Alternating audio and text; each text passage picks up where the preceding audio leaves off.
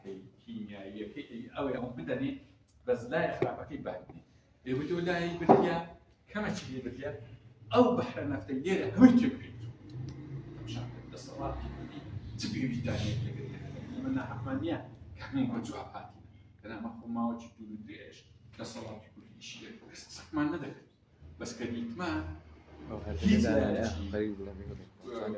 لایەنی اقتصادی سیاسی کۆمەڵایەتی کوردی نیەکێک بێک نەشێنراوی تعلیمی یعنی جەماعەت لێرە بۆ خۆتان دەزانن لایەنی بیەکەی لەبەرەوەی زۆر هەموو لایەک هەستەوە ئەو ئەرکە نەری ئیمی لەبۆ لە پێناوی ئەوەی مەسەڵەن چارەنووسی گەنج چارەنووسی تاک لە کوردستان چکە ئەولەنەیە ئێستا پێویستمان بۆی هەیە ڕەتی چارەنووسی خۆمان بە عالەمی بە کورتی تەمەەن موزا دوور و درێژ ئەم زۆر زۆر بە کورتی باسیەکە ئێستا جیهان ڕاستە حکمی سەرمایەداریە نزیک 5 قرن ئەو حکومەیە تقریبا 89 ساڵێک شوێتیش بەشداری کرد دوای ئەزمونەکەی دەرنەچوون تا سەرمایەداری وەک خۆی مایفا دەتوان ببینین 4 قرن 5 قرن سەرمایەداری حکومەت چۆن یانی باورتر لە بتان ڕاستکەم بەس ئەگەر باش جێڕانەگرم قسمەکەن هەندێکتان دەزانن ئەوەی تێنە ئەنی 4 مەدرسە هەیە لە عالەم کە قسە و فتوا و مۆزوعی لەسەر هەموو شتێکی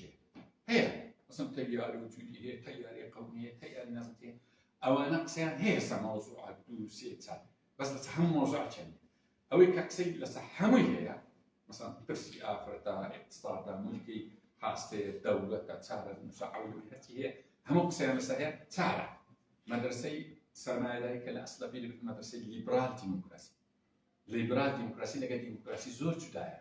ئەنی جەدوەلە چیە لەوازەندا مۆزوعی جودی بە جەدوەلە کردیتن کە فەرقی هەیە زۆر خەڵکیمان جارێ قسەی لەسەر دیموکراسی دەکا پیاوی گەورەشە دژی ڕاوەستایان ئەو دەزانەوە لەگەڵ دیموکراسی نیە فەرقی لەگەڵ لیبرال دیموکراسیتی بەڵام ئەو جیاوازی پێ نەکرێ سەرمایەداری مەبەستمان لیبرال دیموکراسیەکەی ئەوە یەکە دووەم مەدرسەی مارکسی کە پێی دەوترێ مەدرسەی شوێنیە سێ مەدرسەی سۆشیال دیموکراسی چارەم مەدرسەی ئاینی ئەو 4 مەدرسە هەیە قسەیان لەسەر هەموو مۆزوعاتی هەیە قسمەت هەیە دەڵێن ئاین مەدرسە نییە لە دوولە قسمەتی لای سێ مەدرسەکەی کە دەڵێ ئاین مەدرسە نییە لەبەرەوەی دەڵێن توانایی نییە کەفاعەتی ئاینی ئەوەی نییە بگاتە مەدرسە قسمەتی لای ئاین پەروەران دەستخۆش پیانوی ئاین هەندە گەورەیە نانیبی لەگە ئەوان ڕێزی هەردوو لا مبەڕی خۆی لێ عەرەبی ڕەعیە شتان ئێستا سەرمایەداری ڕاستەقی بەشەریەتی زۆر بەباش بەڵام زۆر خراپ کەوتو تەقریبا پەیدانەکانیشی دەبێت ئەوەی ئەساسی سەرمایەداری لەسەر ئەنانیەتە لەسەر مەسلحەی تایبەتە بەشەڕەوەندی تایبەت لەسەر تاگەرایی و ئیندیڤایدۆڵە لەبەر هەندێک کە نفوذ زیاد دەکات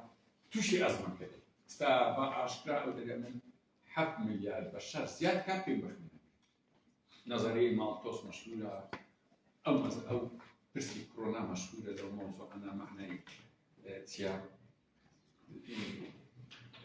وكبري أكحس اللي بها لا قيرانا كان بين سطع حتى 2 سرزي قيراني بس ديكتو سطع حتى 2 هذه قيراني إيه معناه أو نظامه بيناكري تيتر يعني كتاي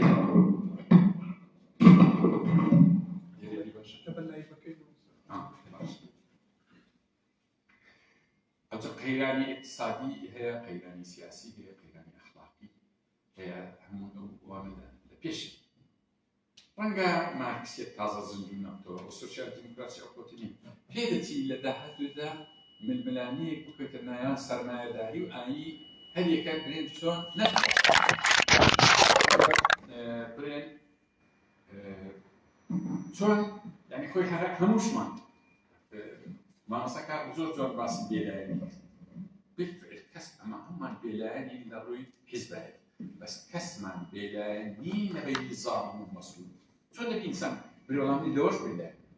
تبي تشي ظالم بي تشي إنساني تديني ترحتي يعني أنا ليش ده بيني وشوار مدرسة تقريبا بيلاني دەکرێ چێ حەلی مشکلەکانی بەشەریەتی پێخەڵی خۆشبەختانە چی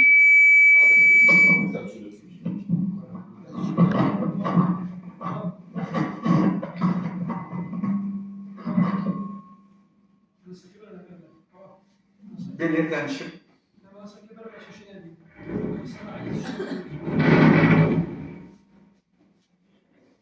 Aradığını değil zaten. Tamam.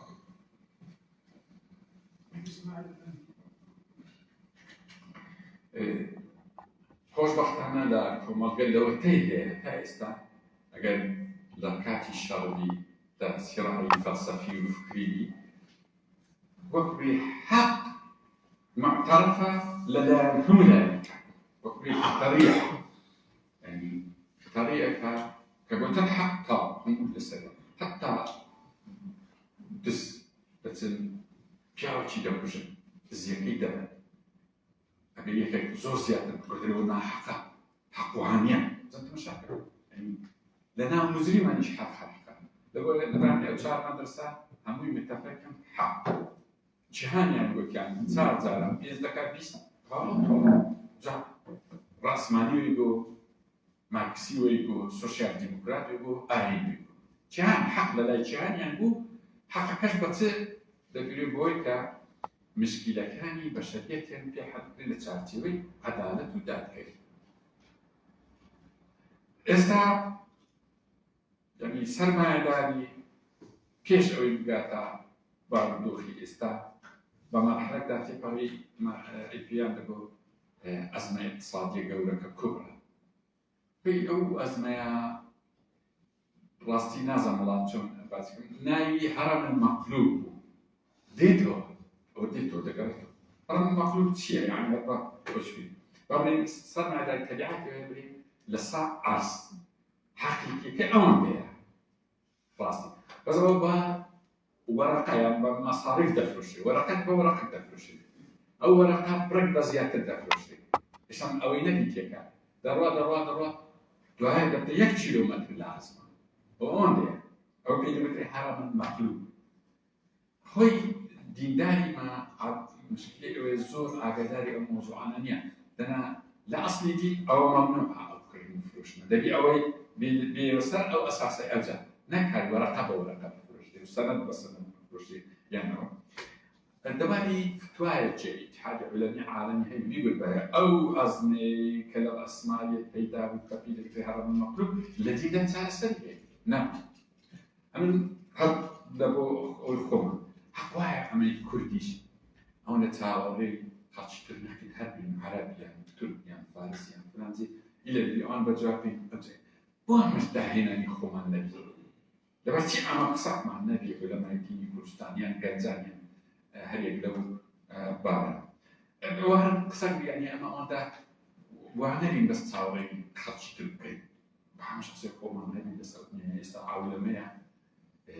وا خۆمان دەبچوو نەزانین ئەو دەردێک کە توش کردووە پێی وترێت تەقەزم سەقافی وازانین ئیلە بێ خەڵکی تر بی یعنی لاسایی وان بکەین حەزەکەم هەشتەوەکەی بەسی لەو مۆزوعی یعنی لە هاتیە ڕاستەخۆ تەفاعول لەگە هەموو میلەت و هەموو تاکە چی بکات نهاتێ لە ڕێی عەقڵی میلەتەشکا ئێستا خەڵکێکی زۆری مەی کورد تووشی دەردەچی بووە دەیەوێت لە ڕێی عەقڵی عەرەبی بستە ناو دین زۆر خراپە یان لە ڕێی جیلێکی کۆن کە ڕەنگە خزمەتی خۆیان کردووی جیلە خزمەتی کردی پێیان دەگوترێت سەڵاتیان هەچی بەڵام ناکرێت و ئێستا بە فەهمی ئەوان بچێ ناو دین هیچ کەس تاو لە دینە بە سەلەف و بە ئەوی ئێستا و بە هەموو مەزایلەکان هەتا ئێستا ناتوانین بگرین دەسەتا دەی دین تێگەیشتین دین لەو کانە البەحر میدادە ئەوە دینە ئێمە هەم دەزانین بەشەریەت تێکرای قەتەچی علم معلوماتە ئەدەبی فلان کەس و فلان ئیمام چەند لەو قەتەی چەندی گوناحە ئەمە ئەوەشیان کردی کەواتە ناکرێ ئەمە لەو سەر دەڕێی تێگەیشتین باڵا برین وڵای دەی بکەنەوە سەر ڕەعی و عەقڵ فلان عەقڵە وحيدة بنا أجا هر عقل وما تقديس كر كهزار صار رأيه هي بالإستاذ جبتني وحية بس وحي أو حكم هي كهزار صار بينزل صار تكون حقائق بهالجادية كونان خالدية فأنا عقلي إنساني لبيرصصاري عباشتين عقل بيرصصاري اشتغل راسي هم كان نابانج راسي التانس قصة زور بقوة كل فاش تدرس قلتي تا أوروبا لا تقديسي أرسطو درنا توني تواني حضارة بس قلتي دواي تمشامان كد دبينين أرسطو بمخزمتي كريا بلا بجري علوم وفلسفة وفكري نوي لقباني دي دوزو من راسي درناتي هو يعني لا بيجا وعظمتي أرسطو كم نكت واحد ديني شوية هو فقه عقل الإنسان فقه يعني ما صار إنسان قول بيجي فلان إمام وفلان عالم كم نكت وبلي والله أو كاني أو صدقني أو لا صدقني خوي لو صدقني خوي نسيان عقل الإنساني انعكاسي واقع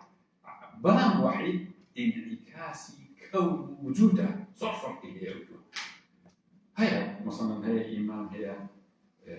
ويزانيا استيرا أمري كرامتي حكم كان شو أسوي ده فكري يعني تستعمل علم مستخدمي يعني لا أسباب النزول باسة كدري والسماء والتاريخ لبحن هذا خوارج شنكا زمان ما صار كان بقعد من الطريق من راس استيرا عثماني أم هذا خوارج كتناو أستيرا استحمل تامزان هيز أستيلاتي قد كان الدنيا يعني 10 مليون 20 مليون لعاتي هزار هو هيك يعني الأقدار موضوع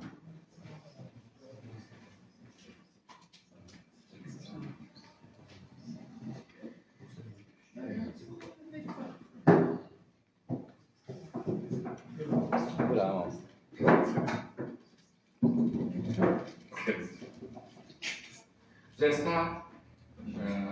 بيسرنا ذلك كوتوتا قيلانة زور دوري عالمي باشتر من لحق مليار زيادة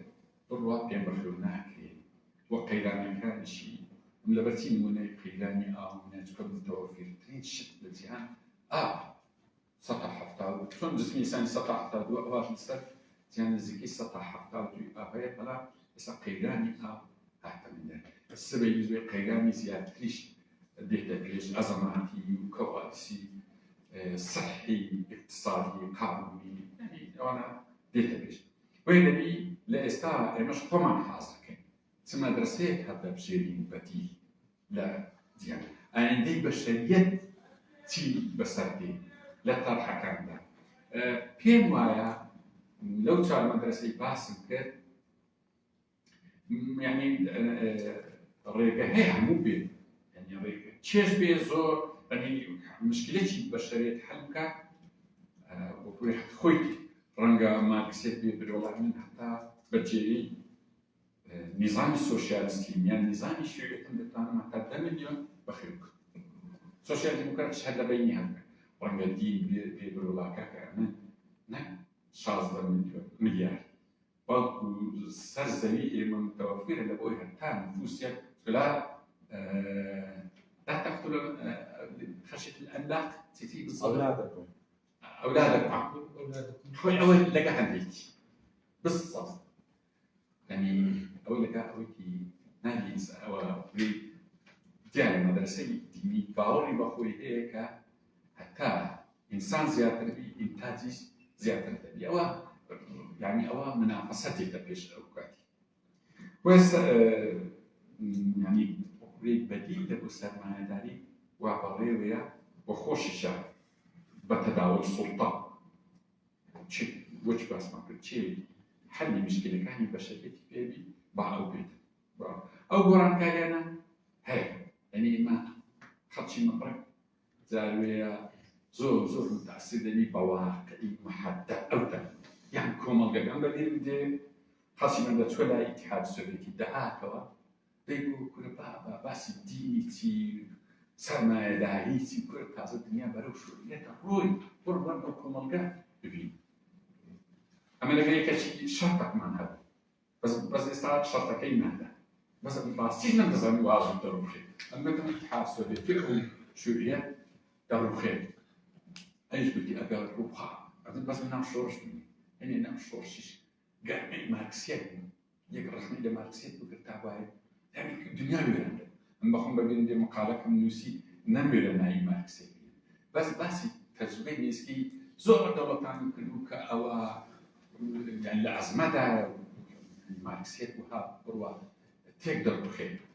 إذا ملتي ما استعب بأوروبا يسوي المعتبة بلا أوتي بودنا معتبة كاك أو سوابي تعني كوني هاتي نقوله هو إسلامي يعني إسلام مثلا أول بس أخير بس نظري انفجار الكلمة بيج بانج ثيوري هاتي يخو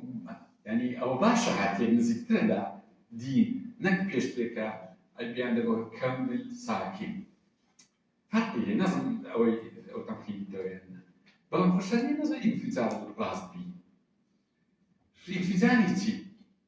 كان له يك هستا أو بتولا بويلتي أصلا راح نيل نظر يجي وتوا بتقنوش زور كده رازبا أو كده تقنوش والدنيا ليك فرعان دبيو كتلة عادي كتر ذكي بس أو مكاني لبو كتلة أو ذا بيستات كودا بتطاقة زور هنجي أو جوري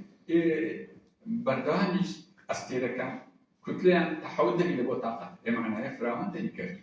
أوكي أو القرآن إيش باسي تمثيل نجوم ذكي باسي ابتدائي صنع ذكي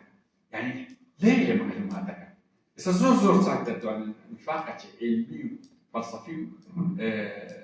ديني هذه مسكية زور قولي يطرح لك لجي صاي أو جانزي من تبي زور عقداني بهم تبى لا أو شوكولانة نكري يقول بخوي دابراني دانا تيكا تمشكلية دابراني دانا بيشتري أم بس بتجيكو نكري صعب اشتاودو لقاعتي نيوزنجي كو سيمينار بلغو تيبي بشتويتي كيف أو بيا طبعا زور مسقف في الشعب دايقو هركسا ليرة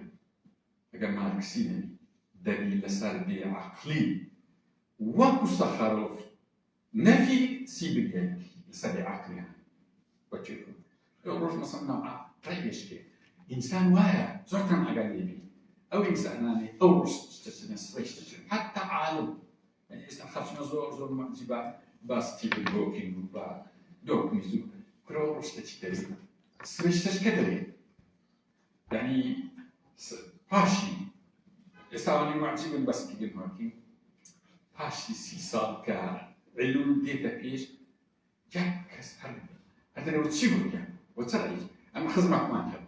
يقول القرآن تنبلته دابا باسي برازيلي كذا سيارتي برازيلي دابا باسي ليلى علوي كذا يقول ليلى علوي لا والله تيخشينا ليلى علوي أتونا شلون عم تجيب القرآن فالمهم ليلى علوي باسي كذا القرآن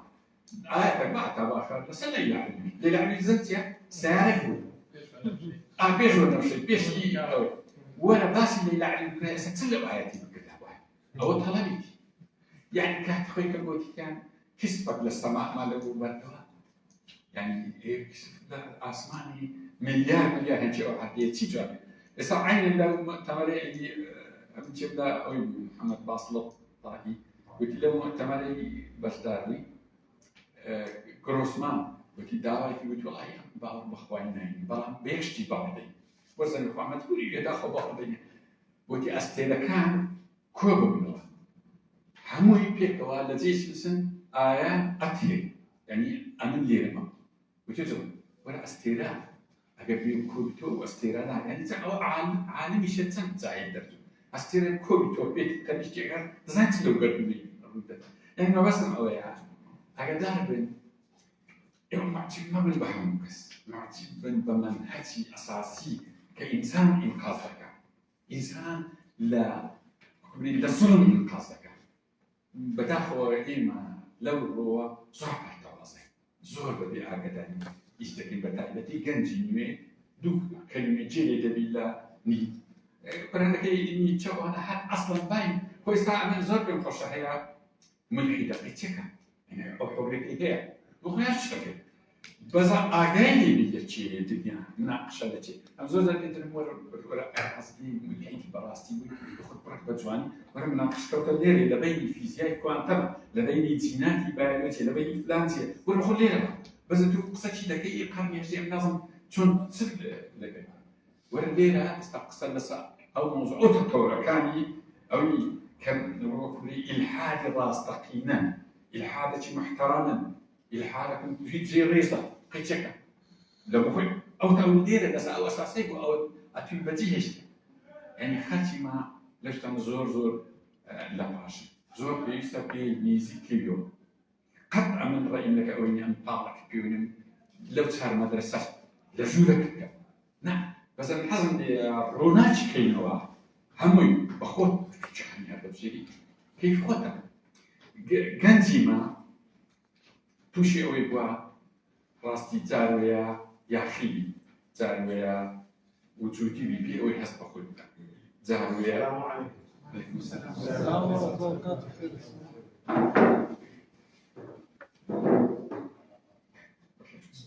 ئێستا لە کوردستان ئەمان بەچێری ئەو ئەزمە عالەمیە دەبی یەکجار زۆر ئاگامان لەخۆبی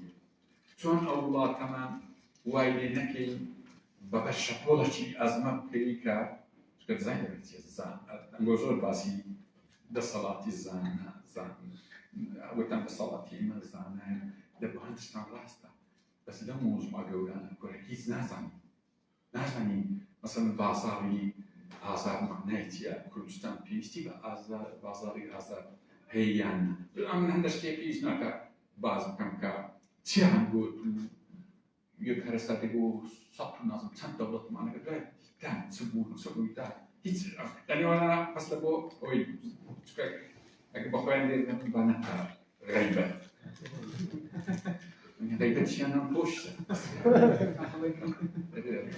ئەی مەسەل زانینێکی زۆری لێوێ ئەو لە پێناوی ئەوەی ئەنی سەپڕۆ وەزارەتی پلاندانان لە هەموو دنیای بریشتێت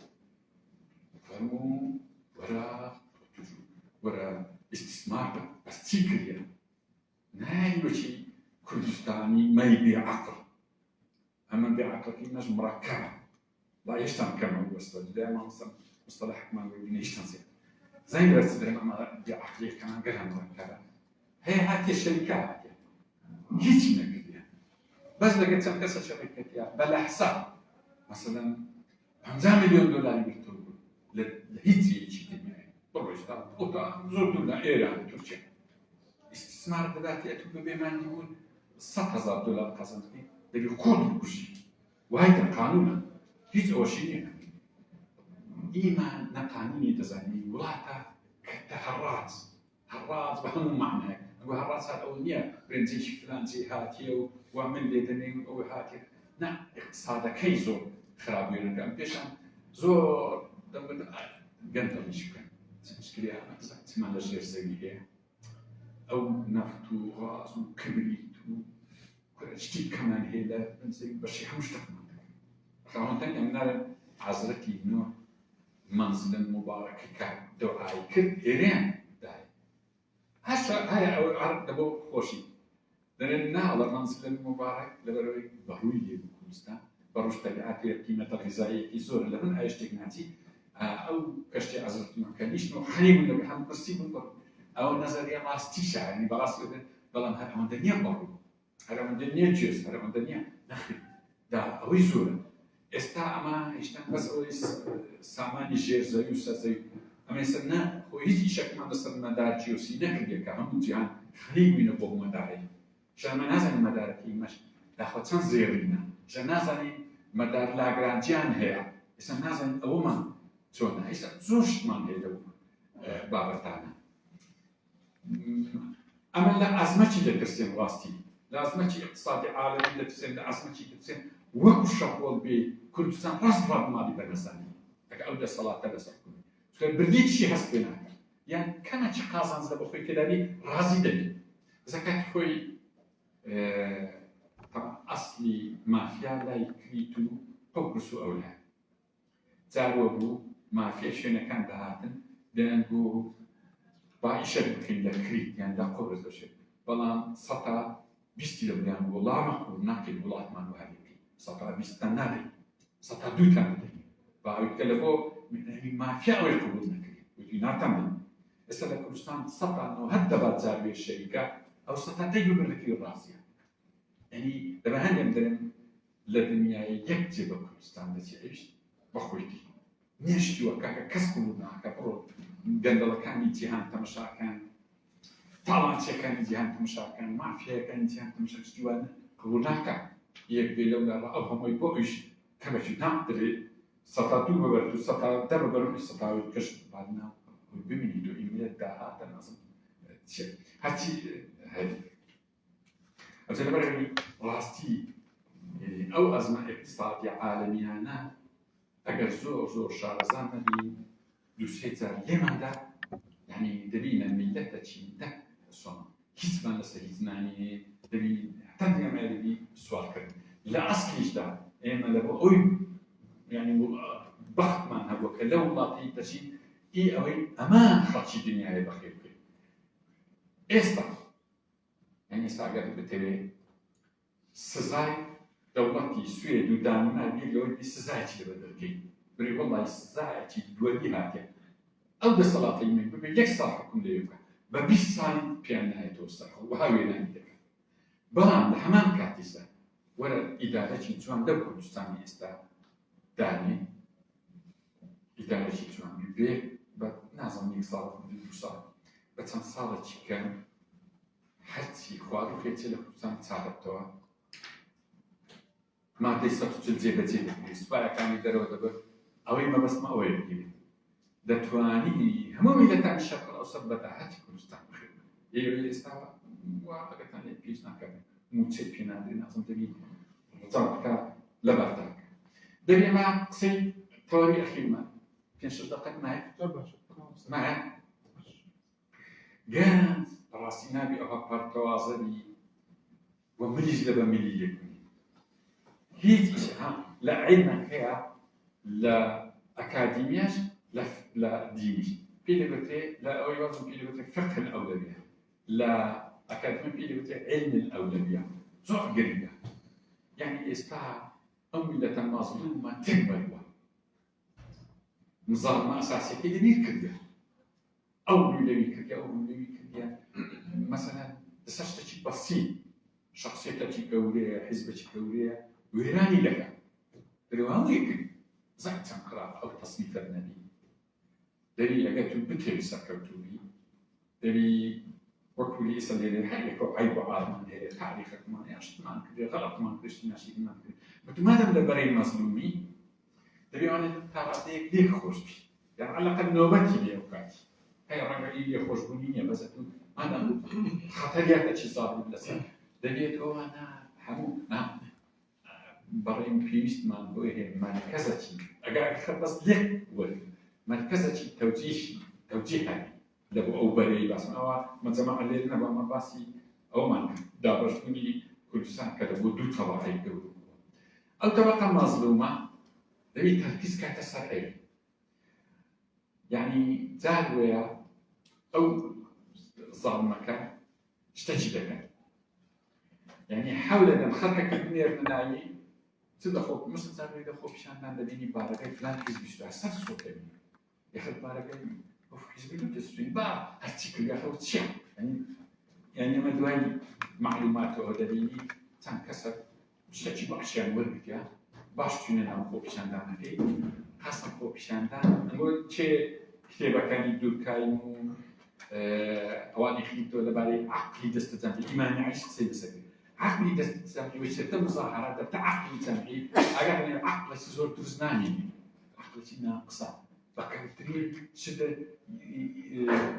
لا صوري فرنسي يلا تسري بروخي يلا هم بقى كذا تسري إخوة تسري لو تروخي يلا مقري فلان مستوي يلا همو عقلك مية اللي بيكره راوس لنا كان كاتا ئەوە نەخشە فلانی ڕەنگە لایەنێکی ترە ئەمە زۆر پێویستمان بۆ هەیە هەنگاوەکانمان ئیلا دەرزە دەقیق و بە تەوجیبی دەبی ئاگامان لێ بکەوی زۆر لە وەکو بێ ئێستا حیزبی دەسەڵات هەیە با بنە حیزبی لایەنەکانی پۆلیسی یعنی هەیە دەرێ کۆر نەکەین و ئەگە ئەو لایەش بڕوا بەدی چێ کاکە وهانیە حیزب لە کوردستان تقریبا نمایە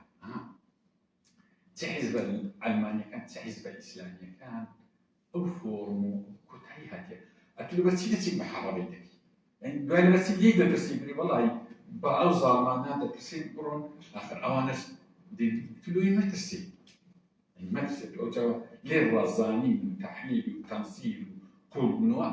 ئەوەیە کە ئەو پیادەی دوور دەبینی ئەبعادەکان دەبینی سەرنجامەکان دەبینی زۆر فەرقی هاتووێ ئیلتیزامەکەی بەڵام یەک لەوانە ئەوە نیە فۆرمی حیزبی لە کوردستان کۆتایی یعنی ئەتونی ماهجوم باڵێ هێژمەکە سەر حیزبی تر خۆی کۆتایی هاتیە یعنی سەرمەنجی لەبەرچی دەچی دوسێ مەترەقی لێدێکی کوژ یەک کۆمەڵە مشکلە لە بۆ دروستەکە تەبیعەتی تاریخێکی کۆتایی چۆن یعنی مەبەستمان کۆتایی هاتن چۆن حیزبی لایەنە ئەلمانیەکان وابزن هەر ئێستا بەراوردکە چ لەگە عێراقی چ لەگە دنیا حزب ئەو حیزبانی کوردستان کە هەیە حیزبی وان نمایە حزبی بەڕێگای هەبی و مەسروفی مانگانە 56 ملیۆن دۆلاری و سزنی هەبی و مەسەلەن لە مقڕکی بچی یەکەی نەفەرەکی بگری ئەتۆ چی و هاتە ماڵێت و یعنی جەیشی هەبی و هیچ ئەوەزم نییە لە هیچ لە عێراقیش نیە بیستی دەمەگە دوایە چێ لە هەندێکی ئەفریقای شتێکی بەمایە بەڵام ڕسمی نییە دەگزی وە نازمڵە نمونەت پێ پەیدا نابی بۆی حیزبی ئەلمانی تقریبا عمری لە سەدەی هەشتەوە ڕادەستی پێ کردی بەو فۆرمی لە جیهان گۆڕایە لە کوردستان تا ئێستا نەگۆڕایە حیزبی ئیسلامیش